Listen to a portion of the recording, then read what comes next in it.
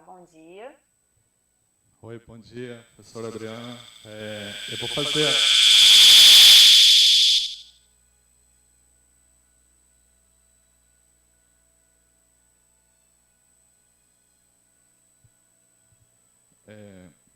Então, bom dia a todos. Dando início às palestras do dia 11 de agosto de 2022. A primeira palestra vai ser da professora Adriana Urarri Soriano, da Petrobras. E o título da palestra vai ser Da Terra ao Mar, a biotecnologia recuperando e protegendo o meio ambiente. A professora Adriana, ela é formada em Engenharia Química pela Universidade Federal do Rio de Janeiro e doutorado em Tecnologia de Processos Químicos e Bioquímicos pela mesma instituição. Em 2012, especializou-se em Microbiologia Industrial e Ambiental pela Sociedade Brasileira de Microbiologia, ingressou na Petrobras em 2001 e atualmente é Química de Petróleo Master e consultora sênior da Gerência de Tratamentos Ambientais, Resíduos e Recursos Hídricos do CENPES, Centro de Pesquisa e Desenvolvimento da empresa. Tem experiência na área de Engenharia Bioquímica, com ênfase em Biotecnologia Ambiental, coordenando principalmente projetos de PDI internos e em rede visando ao desenvolvimento e aplicação de tecnologias para a recuperação de ambientes contaminados pelo petróleo, derivados e biocombustíveis, tanto em terra quanto em mar. Atua também na área de elucidação e prevenção de processos de biodeterioração de combustíveis e biocombustíveis. Professora Adriana, fique à vontade para começar a sua palestra. Meu nome é Alejandro e a gente vai avisar você quando estiver faltando 5 minutos para a gente abrir para perguntas da palestra do chat online. Fique à vontade. Ok, obrigada. Alejandro, bom dia a todos. Eu gostaria de agradecer ao convite para dar essa palestra no 2º Congresso Brasileiro de Biodiversidade e Biotecnologia da Amazônia. É um prazer muito grande estar aqui com vocês, infelizmente à distância. E eu vou falar um pouquinho para vocês, né, sobre a importância da biotecnologia na recuperação e na proteção do meio ambiente, tanto em ambiente terrestre quanto em ambiente aquático.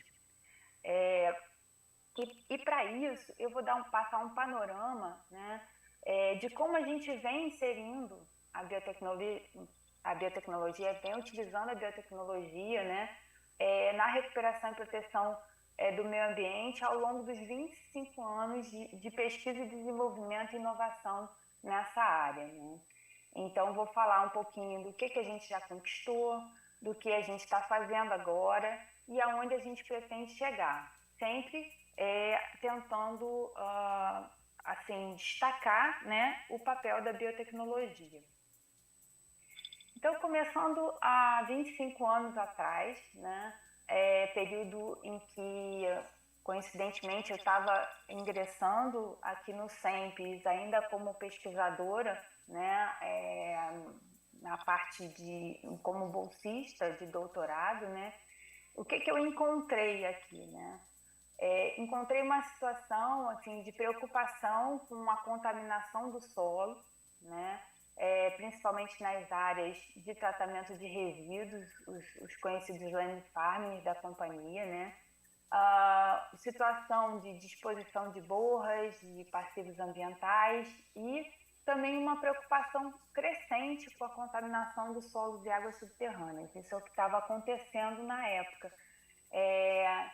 E, ao mesmo tempo, né, ocorrendo aí alguns casos de vazamento, como a gente vê aqui embaixo, né, que é um caso do gasoduto Brasil-Bolívia, que passou, um caminhão passou por um respirador e acabou gerando aí contaminação por óleo. Então, assim, exemplos do que acontecia naquela época e começaram a despertar a importância da gente desenvolver tecnologias mais adaptadas, mais realmente aplicáveis ao tipo de solo que a gente tem, aos solos tropicais. Então, era nesse período, entre 95 e 2000, né, começaram os estudos de otimização desses landing farms, de melhoria dos processos biológicos de tratamento de borras oleosas, também os estudos com alternativas de recuperação, por exemplo, pela utilização de fitorremediação. No caso de borras oleosas, não só os estudos para incrementar os processos de operação de tratamento dos land farms, mas também explorando reatores térmicos e biológicos. Então, no caso dos biológicos, muito relacionada à tese na época de doutorado que eu desenvolvi. Então, essa era uma preocupação da Petrobras e por isso calhou, né, realmente, da minha proposta de tese, encontrar um eco, e fui convidada a ser bolsista da Petrobras. Depois de muitos anos, aí abri o concurso. Em 2001, ingressei na companhia como concursada. Mas aí foi desenvolvendo reatores biológicos para tratamento de borras oleosas que eu iniciei os trabalhos de pesquisa e desenvolvimento aqui dentro da Petrobras. Nesse período também estavam se iniciando os estudos de comportamento de gasolina e etanol, né? E de biorremediação de solos argilosos. Esses estudos de comportamento de gasolina e etanol, eu vou mostrar mais para frente, acabaram gerando, né, muitos resultados importantes de P&D que colocaram o Brasil na vanguarda de conhecimento das interações de gasolina e etanol, né, e todas as implicações nos processos de recuperação dessas áreas por processos biológicos. E também os estudos com biorremediação de solos argilosos, como esse aqui que vocês estão vendo aqui no caso desse vazamento ocorrido aí no final dos anos 90, né? Que levou a gente, trouxe muito clara a preocupação da gente trabalhar, a importância da gente desenvolver processos mais adaptados aos tipos de solos tropicais, muito ricos em materiais finos, né? Então, mudando aí para o período entre 2000 e 2005, a gente lidou com um cenário aí de aparecimento, de criação dos valores orientadores e manual de gerenciamento de áreas contaminadas da CETESB, que foi um norteador muito forte nessa parte de recuperação de áreas contaminadas, ao mesmo tempo que ocorreram algumas emergências ambientais, como o acidente da Baía de Guanabara, o acidente no Paraná, o afundamento da plataforma P-36. Novamente, esses processos biológicos tiveram sua importância, como eu vou falar já já, né? Então, eles geraram alguns passivos a recuperar, né, essas áreas contaminadas por acidentes de exposição de resíduos e o lançamento de efluentes. Aqui eu caso um exemplo também de um vazamento ocorrido no Paraná. No início, exatamente em 2001, foi o primeiro dia aqui no CENPES, né, entrando agora como concursada, ocorreu esse vazamento e a gente foi chamado a atuar justamente estudando, né, a biodegradabilidade desses óleos para suportar, inclusive, não só ações de contingência e de recuperação dessas áreas, que continuam em curso até hoje, né, os processos de recuperação dessas áreas, como também, né, a realização de estudos de biodegradabilidade e biotratabilidade, que foram muito importantes para basear, né, todo o processo de recuperação dessas áreas, né? Além dos estudos aí com novas alternativas para remediação, como os processos oxidativos avançados, a regeneração natural, que envolve processos biológicos importantes e que estão sendo responsáveis hoje pela recuperação dessa área atingida, né? E aí, só para vocês terem uma ideia, né, como é que se insere, né, como é que é esse ciclo de pesquisa e desenvolvimento para a recuperação de ambientes contaminados, a gente atua desde a etapa de avaliação, de amostragem, de caracterização, incluindo novas metodologias, toda a parte molecular, a parte de microbiológica clássica, de avaliação de potencial de degradação, os testes de tratabilidade, incluindo os biológicos, não só, mas também processos oxidativos, processos térmicos, mas o nosso foco muito forte sempre foi o biotecnológico. Originalmente, eu atuei praticamente toda a minha vida aqui dentro do CENPES, na gerência de biotecnologia. Isso já mostra, né, como a biotecnologia é importante, porque é essa gerência que sempre foi responsável pela recuperação de áreas contaminadas. Então, passando aí pelos processos de remediação, e aí não só desenvolvimento de processos, seja processo de tratamento de solos por biopilha, desenvolvimento de reatores para tratamento de solo, que vocês estão vendo o reator de bancada, eu vou mostrar depois o piloto. Desenvolvimento de produtos como biosurfactantes, produzidos a partir de pseudomonas aeruginosas, isolada aí dos nossos reservatórios, biosurfactante esse capaz, por exemplo, de recuperar, de promover a remoção de óleo da areia da Baía de Guanabara e de aplicação em muitos processos de tratamento de solo para aumentar a disponibilidade de contaminantes e favorecer os processos de biorremediação. Também na etapa de avaliação de risco à saúde humana e esse processo todo que se interconecta e se realimenta. Então, em todas essas vertentes, em todas essas etapas, a gente tem, de algum modo, a inserção da biotecnologia. O período de 2005 a 2010 foi marcada por uma forte migração das pesquisas em laboratório para o campo. Foi um período muito rico, porque também foi um período em que saiu a resolução CONAMA 420, em 2009, né, que é a nossa principal referência na parte de recuperação, né, de gerenciamento de áreas contaminadas. E isso também deu muita força para que a gente realmente aplicasse os nossos processos, saísse da etapa de laboratório e migrasse para campo. Então, eu mostro aqui os trabalhos, eu vou falar um pouquinho dos trabalhos desenvolvidos aí em lagoas, em recuperação de lagoas, vou falar dos processos de fitorremediação, vou falar do desenvolvimento de reator para tratamento de solo e de processo de biopilha, inclusive com a utilização do solo tratado para replantio e recuperação de áreas degradadas, né?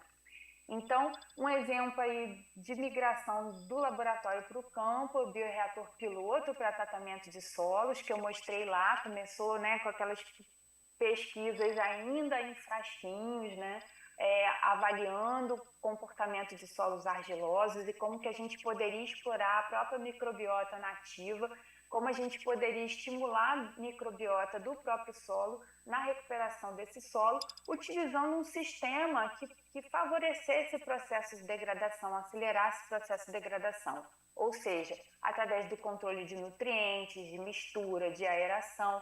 Então, a gente desenvolveu um reator de bancada, um reator de fase sólida, de eixo móvel, né? Esse reator, depois ele aumentou aqui de 12 quilos, ele passou para 800 quilos, né? Foi um reator que depois ele foi esquidado, colocado aqui num container, e ele foi operado durante 2 anos na refinaria aqui Duque de Caxias, um sistema totalmente automatizado, que a gente poderia operar de casa ou aqui, né, do CENPES, por exemplo, de qualquer lugar, que a gente monitorava aí através da produção de CO2, da degradação dos contaminantes e geração de CO2.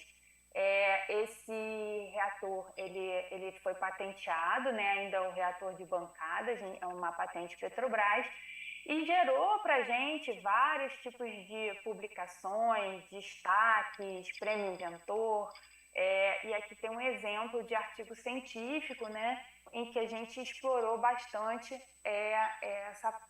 toda essa potencialidade desse reator. Esse reator ele só não passou para a escala industrial, né, porque justamente num período em que a gente planejava esse escalonamento do reator, iniciou a venda dos ativos terrestres, né? Então, esse sistema ele seria muito interessante para tratar o solo contaminado e já devolver esse solo para o próprio ambiente, e ele se validava economicamente, principalmente em áreas remotas, onde outros processos de tratamento talvez não fossem tão aplicáveis, né, tão viáveis. E aí, com a venda dos ativos, a gente resolveu deixar a tecnologia na prateleira, mas é uma tecnologia que a gente desenvolveu e testou com múltiplos solos contaminados aí nos processos na companhia, né? Também destaco aqui o tratamento em solo por biopilha, né, que é um processo bastante simples. Aqui vocês estão vendo uma biopilha dinâmica em que a gente promove o revolvimento mecânico do solo. É um processo que originalmente foi muito explorado na Alemanha, embora as temperaturas sejam muito baixas na maior parte do ano, né? Muitas vezes é preciso cobrir essas biopilhas para tentar manter uma certa temperatura e atividade microbiana. E no caso do Brasil, as condições são maravilhosas. Então, a gente desenvolveu todo esse trabalho em parceria aí na área de Sergipe e Alagoas, né? A gente desenvolveu o processo, adaptou as condições brasileiras, tropicais, né? Desenvolvemos todo um processo, um manual de operação desses sistemas, e aqui vocês veem o rápido decaimento, né, do teor de hidrocarbonetos totais de petróleo ao longo de semanas, coisas que demorariam às vezes 6 meses para degradar. A gente conseguiu em algumas semanas obter resultados bastante interessantes. Então, esse processo ficou operando por um bom tempo na área nossa de exploração e produção de Sergipe e Alagoas, e em outras áreas também, como em São Paulo e no Rio Grande do Sul, né? E o interessante desse sistema é você não encarar o solo contaminado como resíduo, você recuperar a capacidade do solo de sustentar a vida e conseguir, né, utilizar esse solo para recuperação paisagística, para recuperação de áreas degradadas, como é o caso aqui desse sistema. Essa era uma área totalmente degradada, que com a utilização desse solo tratado, altamente enriquecido, novamente se transformou numa área de floresta. Bom, entre 2010 e 2015 foi um período fortemente marcado por uma diversificação da atuação. Então, a gente começou a trabalhar muito na parte de áreas salinizadas, não só contaminadas, mas salinizadas, em função da água produzida associada ao petróleo, que tem bastante salinidade. Então, quando tem esse vazamento, esse solo se desestrutura, né? É mais difícil recuperar uma área salinizada do que uma área contaminada por óleo. Muitas vezes a gente tem as duas coisas. Então, a gente começou a estudar os processos de biorremediação, né, de fitorremediação, utilizando espécies nativas, né, e também desenvolvimento de inoculantes para aumentar a capacidade dessas plantas de tolerarem a salinidade e se desenvolverem em ambientes contaminados, removendo do solo, né, os contaminantes. Também toda a parte de aquisição de dados ambientais por telemetria, mas aí não estão ligada à parte biotecnológica, né?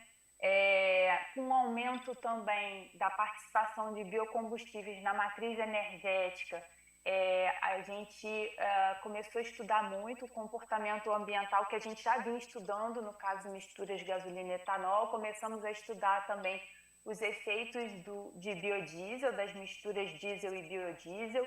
Então, nessa área experimental que a gente tem lá, junto com a Universidade Federal de Santa Catarina, na Fazenda Ressacada, nós fizemos vários experimentos de contaminação simulada com o aval do órgão ambiental, onde a gente vem estudando ao longo dos anos o comportamento desses combustíveis e diferentes processos de degradação.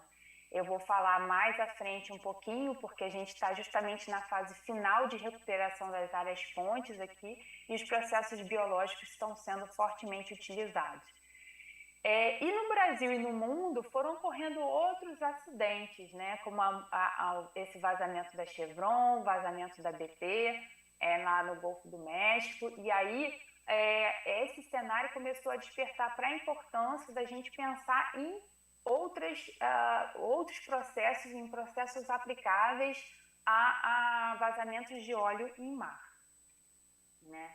Então, aqui falando um pouquinho, detalhando um pouquinho esse período, né? Como eu falei, a parte de fitorremediação de solos salinizados, a gente trabalhou com a triplex, com taboa, com junco, com sorgo, e conseguimos, né, recuperar áreas salinizadas tanto em Sergipe, como também no Espírito Santo, aqui um problema mais voltado à contaminação, não só salinização, mas contaminação por bário. Então, a fitorremediação, que é uma biotecnologia, né, trouxe aí importantes contribuições para a recuperação de áreas, né? E hoje a gente tem manuais também de fitorremediação publicados na companhia. Na parte aí, como eu falei, né, lá da Fazenda Ressacada, esses diferentes processos implementados, né, possibilitaram hoje a gente ter uma forte participação mundial, né, acadêmica nessa área de conhecimento. Foram muitos artigos publicados, gerados, teses de mestrado, doutorado, que mostraram aí o potencial dos processos de atenuação natural, a atenuação natural incentivada. Então, hoje a gente tem 11 áreas lá na Fazenda Ressacada, sendo que 4 fontes estão em processo de depressão natural, né, o que a gente chama o processo NSZD. 2 fontes em que a gente aplicou processo oxidativo avançado e o acoplamento de surfactante mais processo oxidativo avançado. 2 áreas fontes em que a gente vem trabalhando com a bioestimulação anaeróbica. 2 fontes em que a gente trabalha com a bioestimulação aeróbica e uma fonte com o bioaumento. Essas áreas todas agora estão passando por processo aí de finalização da remediação para devolução para o uso pretendido. É uma área agrícola, né, uma área da universidade de uso agrícola. Bom, e aí, entre 2015 e 2020, a gente começou a diversificar ainda mais. Por quê? Porque a gente começou a pensar nesses ambientes marinhos, em como a gente poderia recuperar esses ambientes marinhos. Então, a gente começou a desenvolver produtos biotecnológicos, né, para aplicação, para degradação de óleo e proteção de corais, vou falar um pouquinho adiante. Também a utilização de sistemas de armadilhas microbianas, né, que a gente chama aqui de backtraps, para melhorar os modelos conceituais de áreas contaminadas e avaliar o potencial de remediação de áreas contaminadas. Então, aqui o sisteminha que a gente coloca nos poços, né. E aí eu vou falar um pouquinho da recuperação também de áreas de lagoa. Bom, então, começando aí pela remediação de passivos, né? Então, processos combinados à atenuação natural permitiram que a gente recuperasse essa lagoa aqui na área do Rio Grande do Norte, porque a gente demonstrou não só que o solo era tratável, né, biologicamente, como também a gente demonstrou através da quantificação de intermediários de degradação o potencial da atenuação natural para retirar compostos como benzeno, tolueno, etilbenzeno e xileno das águas subterrâneas, né? Então, utilizando os processos de atenuação natural, removendo o hotspot, fazendo a raspagem e remoção de placas superficiais, a gente conseguiu remediar essa área, né, de mais ou menos 1 quilômetro quadrado, com uma economia de mais de 14 milhões de reais. Né? Isso é importante porque a gente também reduziu o impacto que seria de remoção de todo esse material contaminado. A gente conseguiu recuperar utilizando os conhecimentos em biotecnologia. Também falando um pouquinho das armadilhas microbianas, da comprovação dos processos de atenuação natural e até para indicação de possíveis formas de aceleração, né? A gente tem um caso aqui desenvolvido em São Paulo, em refinaria de São Paulo, em que a gente colocou essas armadilhas microbianas, demonstramos a presença de micro-organismos fortemente envolvidos no processo de degradação, inclusive de rotas de degradação, como a importância de transporte de ferro, a ocorrência aí de genes de degradação de compostos aromáticos, a presença de genes relacionados à metanogênese, a redução de nitrato e a redução de sulfato. Esse trabalho trouxe um número bastante expressivo, né, de publicações, não só na parte toda de trabalho foi feito com avaliação isotópica, mas também com a parte molecular. E aí, rumo ao oceano, né, como eu adiantei um pouquinho, frente à inexistência de tecnologias para a proteção de corais, né, fortemente ameaçados, a gente viu isso no acidente de Macondo, né, lá da BP, que os corais foram fortemente atingidos e eles vêm perdendo a diversidade no mundo todo, não apenas em função desses impactos relacionados à contaminação, mas também às mudanças climáticas. Isso alertou para a importância da gente pensar em alternativas para a proteção desses corais. Então, a gente isolou micro-organismos dos próprios corais, que a gente demonstrou a capacidade de degradação de óleo e a importância na proteção da saúde dos corais. Com isso, a gente, num sistema que a gente montou de mesocosmo, né, a gente viu essa capacidade não só desse consórcio, tanto livre como imobilizado, consórcio microbiano, né, de degradar o óleo, como também de promover, de manter a saúde dos corais. Esse é um trabalho que está entrando agora na segunda fase, né, que é a fase de ampliação da escala de produção, e também vem gerando aí várias publicações importantes e posicionando aí essa equipe da UFRJ, do Aquarrio e da Petrobras, e agora também da Universidade Federal Fluminense, na vanguarda do conhecimento.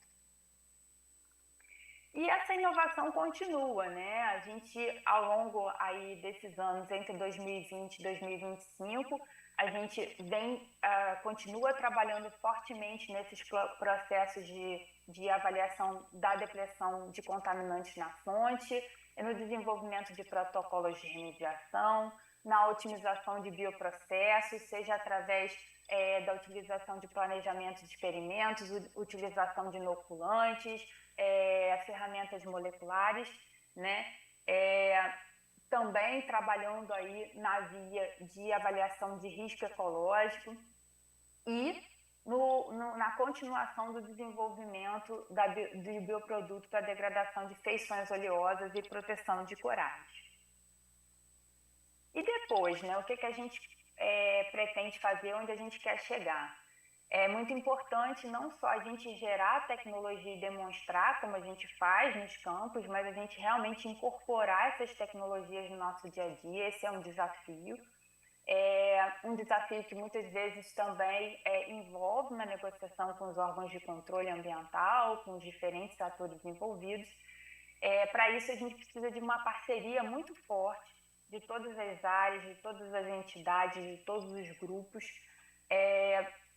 superar, né, desafios e gerar valor, né? É claro que a gente tem aí um compromisso muito forte com o meio ambiente, mas a gente também precisa gerar valor para a companhia, então a gente não pode estar totalmente dissociado disso, e sempre buscando aí a sustentabilidade e a eficiência, tá?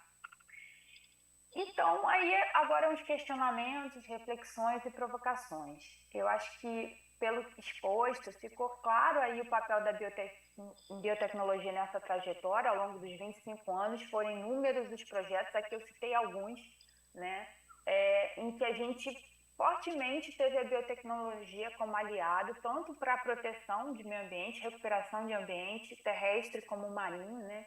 e ainda tem muito espaço para inovação. Então, convido vocês aí a se juntarem a gente nesse desenvolvimento, nessa busca por processos mais sustentáveis, mais amigáveis e que realmente possam promover a saúde do nosso ambiente. Agradeço a vocês a atenção e estou à disposição para qualquer dúvida que vocês tiverem. Não sei como é que a gente está em termos de tempo.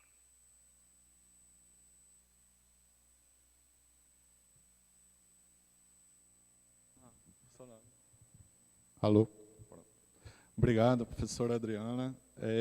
Eu vou dar início, então, agora aos questionamentos da plateia. Alguém gostaria de fazer uma pergunta? A gente ainda tem 8 minutinhos aí pelo Zoom.